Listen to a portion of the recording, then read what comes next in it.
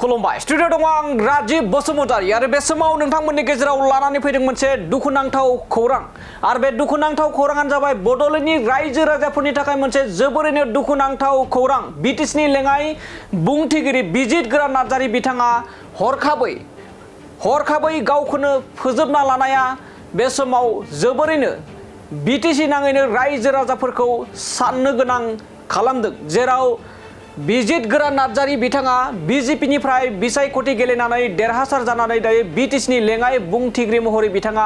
बिबान मावफुबाय थानाय समावनो मा जाहोननि थाखाय गावनि न'आवनो गावखौ दौलें लगायनानै जिउ फोजोबना लादों बे दिनैनि समाव जोबोरैनो बर' हारिनि थाखाय बर' हारिनि राजखान्थिनि दैदेनगिरिफोरनि गेजेराव एबा बर' हारिनि थाखाय जोबोरैनो दुखुनांथाव खौरां होननानै बुंनांगोन जेराव आथिखालाव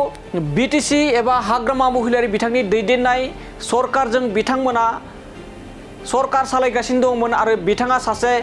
बिटिसि सरकारनि सासे गोगोम दैदेनगिरि मैखोम दैदेनगिरि बिजित नार्जारीया हरखाबै गावखौनो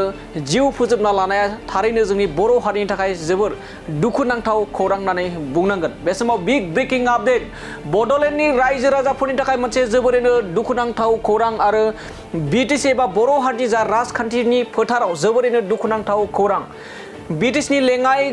लेङाइ बुंथिगिरि बिजित नार्जारी बिथाङा गावखौ गावनि न'आवनो दौलें लगायनानै जिउ फोजोबना लादों बिग ब्रेकिं आपडेट होननानै बुंनांगोन जेराव बेबायदि खोनाफेरै जाफेरै राजखान्थिनि दैदेनगिरि जोंनि बर' हारिनि गेजेराव एबा रायजोआवनो जाफेरै जाथाय सासे गोहोआव थानाय सासे गोख्रों दैदेनगिरिया गावखौनो माबोरै बेबायदि जिउ फोजोबदो एबा फोजोबना लाखो जोबोरैनो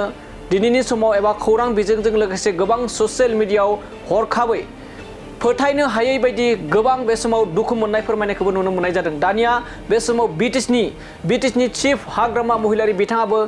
बिजित नार्जारी बिथांनि बेबायदि हरखाबै रुंसारि जानाय एबा हरखाबै गावखौ फोजोबना लानायखौ जोबोरैनो दुखु खालामनायखौ एबा